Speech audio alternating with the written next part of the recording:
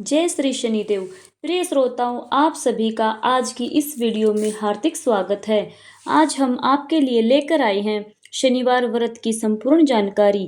कृपया वीडियो में अंत तक बने रहिएगा। सबसे पहले हम बात करते हैं शनिवार व्रत के नियम क्या हैं। तो आइए शुरू करते हैं। शनिवार का दिन समर्पित है न्याय के देवता श्री शनिदेव महाराज को। ये एक ऐसे देवता हैं जो मनुष्य को अपने कर्मों का फल तुरंत देते हैं। दुख और संकट को दूर करने वाले श्री शनिदेव को हम प्रणाम करते हैं। मान्यता है कि जो कोई भी भक्त सच्चे मन, श्रद्धा और नियम के साथ शनिवार का व्रत करते हैं, शनिदेव उनकी सभी बाधाएं दूर करते हैं और जीवन में सुख, शांति और सफलता प्रदान करते हैं। शनिवार का व्रत शनिदेव के प्रकोप, साढ़े साती और ढैया के अशुभ प्रभाव को दूर करने के लिए किया जाता है। इस दिन व्रत रखने, पीपल के पेड़ की पूजा करने और जरूरतमंदों को दान देने से शनिदेव प्रसन्न होते हैं। व्रत के विशेष नियम हैं। प्रातःकाल उठकर स्नान आदि से निवृत्त होकर व्रत का संकल्प लेना चाहिए। उसके बाद पीपल के पेड़ के नीचे सरसों के तेल का दीपक जलाएं और जल चढ़ाएं और शनिदेव की कथा सुननी चाहिए। शनि मंदिर में जाकर शनिदेव की मूर्ति पर काले तिल, काला कपड़ा और सरसों का तेल चढ़ाएं। इस दिन लोहे की वस्तुएं, काले तिल, उड़द की दाल और काले वस्त्र किसी जरूरतमंद या ब्राह्मण को दान कर सकते हैं। और इस दिन एक विशेष नियम है। इस दिन काली चींटियों को आटा खिलाना और काले कुत्ते को या कोई भी कुत्ते को सरसों के तेल से चुपड़ी हुई रोटी खिलाना उत्तम फल देता है। और शनिदेव की पूजा में हम शनिदेव महाराज को काले चने और सरसों के तेल से बनी खिचड़ी का भोग भी लगा सकते हैं। शनिदेव को गुड़ और काले तिल भी अति प्रिय है, इसलिए हम उनके लड्डू बनाकर भी उनको भोग लगा सकते हैं। प्रिय श्रोताओं, आइए अब श्रवण करते हैं दुख दरिद्र को दूर करने वाले शनिदेव की बड़ी ही दुर्लभ कथा। किसी गांव में एक बहुत ही विद्वान ब्राह्मण रहा करता था। एक दिन रात्रि में उसने सपने में देखा कि एक नीले वस्त्र पहने हुए बहुत दिव्य पुरुष उसे कह रहे हैं कि हे ब्राह्मण देव, मैं तुझ पे लगूंगा। अब देखिए, यह सपना उस ब्राह्मण को रोज दिखाई देता। इससे वह परेशान हो गया और दुबला पतला होने लगा। उसका स्वास्थ्य बहुत ही गिरने लगा। एक दिन उसकी पत्नी ने कहा, देखिए, मैं आपको कितने अच्छे से खिलाती पिलाती हूँ, मेवा मिश्री खिलाती हूँ, दूध मलाई खिलाती हूँ, अच्छा भोजन बनाकर खिला रही हूँ, फिर भी आप इतने दुबले पतले क्यों होते जा रहे हैं? इसका क्या कारण है? तो प्रिय श्रोताओं, उस ब्राह्मण ने अपनी पत्नी से अपना सारा हाल कह सुनाया। उसने कहा, मेरे सपने में एक नीले कपड़े पहने हुए बहुत ही दिव्य पुरुष आते हैं। वे मुझसे कहते हैं कि हे ब्राह्मण, मैं तुझ पर लगूंगा। अब यही सोचकर मुझे भूख प्यास नहीं लगती, मैं दुबला होता जा रहा हूँ। तब ब्राह्मणी ने कहा, हे पतिदेव, मुझे लगता है कि आपको शनि भगवान दर्शन देते हैं। आपके ऊपर शनि की दशा शुरू होने वाली है, इसलिए आपको वे सचेत करते हैं। अवश्य ही वे शनि महाराज हैं। अब की बार जब भी दिखें तो आप उनसे कहिएगा कि आप मुझे सिर्फ सवा पहर ही लगना। प्रिय श्रोताओं, उसी दिन जब रात्रि होती है तो ब्राह्मण फिर से सोता है और उसके सपने में शनि भगवान दर्शन देते हैं और कहते हैं, हे ब्राह्मण देव, आज मैं तुम्हें लगूंगा। तब ब्राह्मण ने कहा, हे भगवान, यदि आप लगना ही चाहते हैं तो लग जाइए, लेकिन यह बताइए भगवान, आप कितने दिनों के लिए लगेंगे? तो शनिदेव ने कहा, हे ब्राह्मण, तुम्हारे ऊपर साढ़े साती शुरू होने वाली है, मैं तुम पर 7 साल के लिए लगूंगा। तब ब्राह्मण ने कहा, क्षमा कीजिए भगवान, इतना भारी तो मुझसे झेला नहीं जाएगा, 7 साल बहुत हैं भगवान। तब शनिदेव बोले, अच्छा, 5 वर्ष के लिए लग जाऊं? तब ब्राह्मण ने कहा, शनि महाराज, यह भी मेरे लिए ज्यादा है। शनि भगवान बोले, तो ठीक है, 2.5 साल लग जाता हूँ। ब्राह्मण ने फिर मना कर दिया। तब शनिदेव कहने लगे, सवा पहर का लगूंगा तो ठीक रहेगा। प्रिय श्रोताओं, उसे सवा पहर की शनि देव की दशा लग गई। ब्राह्मण ने नींद से उठते ही अपनी पत्नी से कहा, देखो, मेरे सवा पहर की शनि की दशा लगी है, इसलिए मैं जंगल जाकर समय बिताऊंगा। तुम मेरे खाने पीने का सारा सामान बांध दो और मेरे पीछे किसी से लड़ना मत, घर पे बैठी रहना। इस सवा पहर में किसी से ज्यादा बात मत करना। ऐसा कहकर ब्राह्मण अपने घर से जंगल की ओर चल दिया। जंगल में ब्राह्मण एक पीपल के पेड़ के नीचे बैठ गया और हनुमान जी का पाठ करने लगा। एक पहर बीत गया तो ब्राह्मण ने सोचा, बाकी का समय तो रास्ते में ही बीत जाएगा। सुबह वहां से चल दिया और रास्ते में चलते हुए उसे एक सब्जी मंडी दिखाई दी। उसने सब्जी मंडी में से एक बड़ा सा कद्दू खरीदा। कद्दू खरीदकर उसने अपनी चादर में लपेट लिया और वहां से चल पड़ा।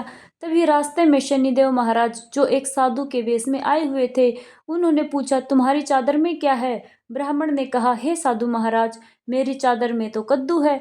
साधु ने कहा, अच्छा, दिखाओ तो जरा। जब ब्राह्मण ने अपना चादर दिखाया तो आश्चर्य की बात, उसमें राज्य के राजा के बेटे का सर कटा हुआ मिला। यह देखते ही साधु महाराज, जो कि शनिदेव थे, उस ब्राह्मण को लेकर राज दरबार में पहुंच गए और राजा से कहने लगे, महाराज, यह देखिए, यह दुष्ट दुराचारी आपके पुत्र की हत्या करके उसके सिर को काट के अपने चादर में लेकर घूम रहा था। इसे आप दंड दीजिए। प्रिय भक्तजनों, राजा ने जब सुना कि उस ब्राह्मण ने उसके पुत्र को मार दिया है, राजकुमार की हत्या कर दी है, तब राजा बहुत ही क्रोधित हुआ।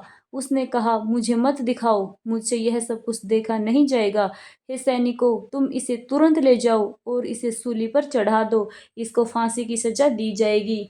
जब नगर में यह समाचार फैला कि राजा के छोटे बेटे की हत्या कर दी और वो भी एक ब्राह्मण ने, तो राज्य में हाहाकार मच गया। उस ब्राह्मण को सैनिक फांसी पर चढ़ाने के लिए ले गए। जब फांसी पर चढ़ाने ही वाले थे, नियम के अनुसार उस ब्राह्मण से भी पूछा गया कि हे ब्राह्मण, बताओ तुम्हारी अंतिम इच्छा क्या है? तब ब्राह्मण ने सोचा, यदि किसी प्रकार कुछ समय तक के लिए फांसी रुक जाए तो शनिदेव की दशा का 1.25 पहर पूरा हो जाएगा। यह सोचकर उसने कहा, भाई, मैं बचपन से नित्य बालाजी की कथा कहता और सुनता आया हूँ। आज मरने से पहले अंतिम बार कथा कह लेने दो। अब क्या था? फांसी देने वाले सैनिकों ने उसकी आखिरी इच्छा पूर्ण होने तक फांसी को रोक दिया। कहानी कहते कहते 1.25 पहर पूरा हो गया। शनिदेव की दशा खत्म हो गई। अब इधर देखिए, राजा का जो पुत्र था, राजकुमार, वह जंगल से शिकार खेलकर वापस राजमहल में आ गया। राजमहल में राजकुमार को देखते ही राजा बड़ा प्रसन्न हुआ, लेकिन मन ही मन उसे डर भी लगा। यदि उस निर्दोष ब्राह्मण को फांसी पर चढ़ा दिया गया होता तो ब्राह्मण हत्या का दोष लग जाता। अब क्या था? राजा ने 2 घुड़सवार को जल्दी से फांसी घर की तरफ दौड़ाया और ब्राह्मण को आदर सहित दरबार में आने का आदेश दिया। ब्राह्मण राज दरबार में उपस्थित हुआ तो राजा ने क्षमा याचना करते हुए कहा, आपके बगल में जो चादर है उसे खोल कर दिखाओ। राजा की आज्ञा के अनुसार ब्राह्मण ने चादर खोली तो उसमें कद्दू था।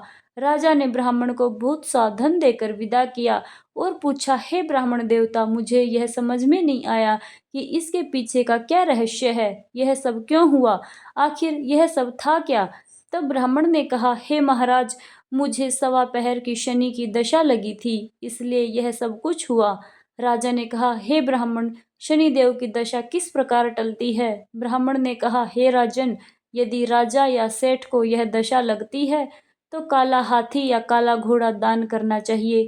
गरीब को शनि की दशा लगती है तो पीपल की पूजा करनी चाहिए और शनि की कहानी सुननी चाहिए। तिल, तेल और काला उड़द आदि का दान करें। काले कुत्ते को तेल चुपड़ी रोटी खिलाएं तो शनिदेव की दशा उतर जाती है। अब देखिए, राजा ने उस ब्राह्मण को कद्दू वापस किया। अब घर आकर ब्राह्मण ने कद्दू अपनी पत्नी को दिया। जब उसकी पत्नी ने सब्जी बनाने के लिए उस कद्दू को काटा तो उसके बीजों की जगह हीरे मोती निकलने लगे।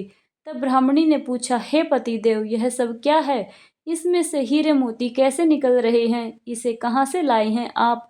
तब ब्राह्मण ने कहा, हे प्रिय, जब शनि की दशा लगी थी तो यह कद्दू कुंवर का सिर बन गया था और जब दशा उतर गई तो शनि महाराज ने कैसे निहाल और ठाठ बाट कर दिए, हमें मालामाल कर दिया। हे शनि देवता, जैसे ब्राह्मण को शनि की दशा लगी वैसे किसी को भी शनि की दशा ना लगे। जैसे ब्राह्मण को धन दौलत मिला वैसे सबको मिले। कथा कहने वाले, सुनने वाले और हुंकारे भरने वाले सबको मिले। बोलिए शनिदेव भगवान की जय। प्रिय श्रोताओं, आइए अब सुनते हैं भगवान शनिदेव की दूसरी कथा। पौराणिक कथा के अनुसार एक बार की बात है कि सभी 9 ग्रहों में, जिनमें सूर्य, चंद्रमा, मंगल, बुध, बृहस्पति, शुक्र, शनि, राहु और केतु में विवाद छिड़ गया कि इन सब में बड़ा कौन है। सभी आपस में लड़ने झगड़ने लगे, लेकिन कोई निर्णय न निकलने पर देवराज इंद्र के पास वे निर्णय करवाने पहुंचे। सभी ग्रहों को अपने सामने उपस्थित देखकर इंद्रदेव घबरा गए।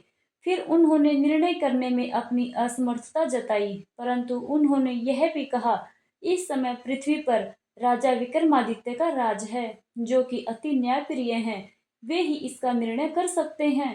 तब सभी ग्रह एक साथ मिलकर राजा विक्रमादित्य के पास पहुंचे और अपना विवाद बताया, साथ ही निर्णय करने के लिए भी कहा। राजा विक्रमादित्य इस समस्या से चिंतित थे, क्योंकि वे जानते थे कि जिस किसी को भी छोटा बताया जाएगा वही क्रोधित हो उठेगा। तब राजा को एक उपाय सूझा। उन्होंने स्वर्ण, रजत, कांस्य, पीतल, शीशा, रांगा, जस्ता, अभ्रक और लोहे से 9 सिंहासन बनवाए और उन्होंने इसी क्रम में रखा।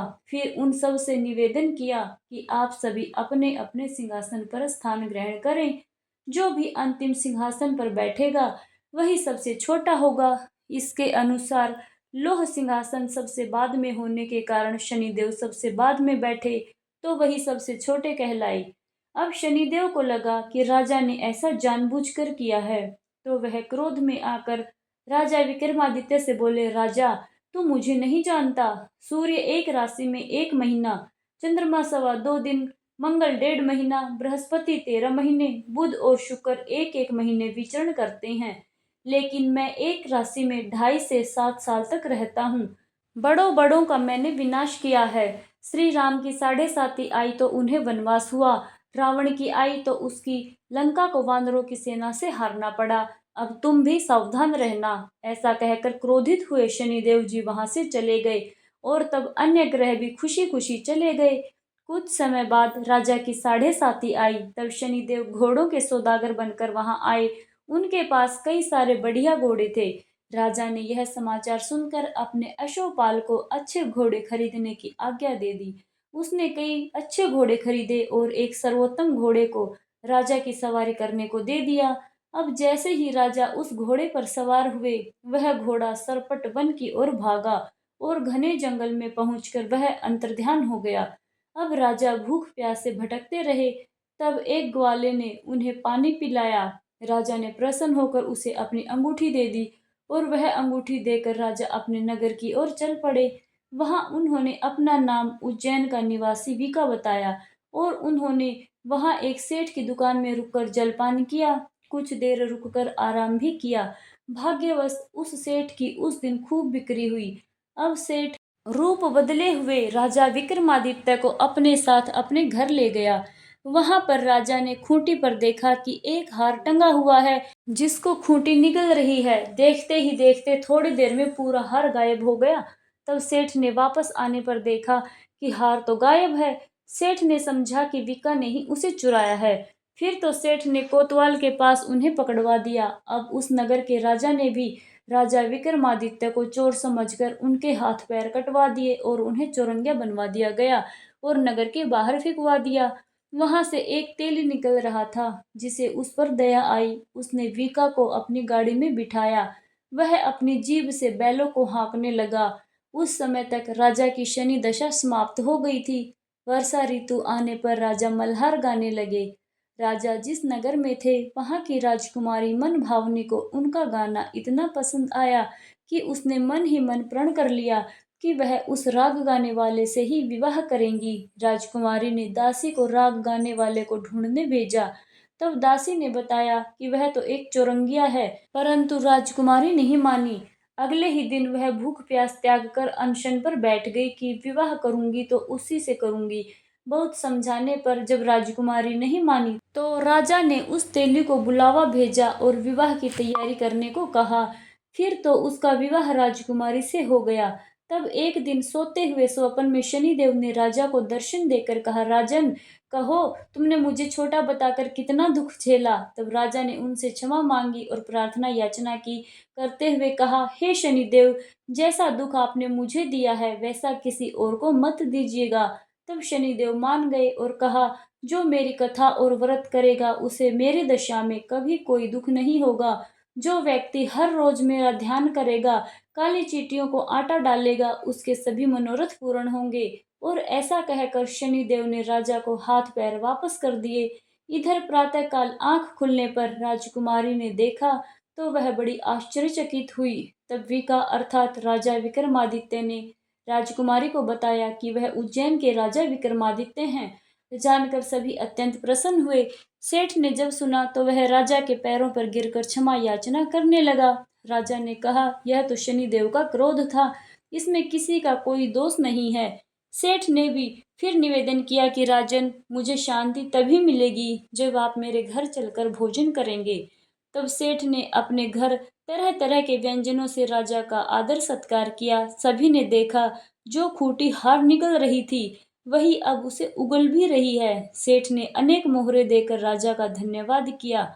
इसके बाद राजा रानी को लेकर अपने राज्य वापस लौट आए, जहां पर उनका खूब धूमधाम से स्वागत किया गया।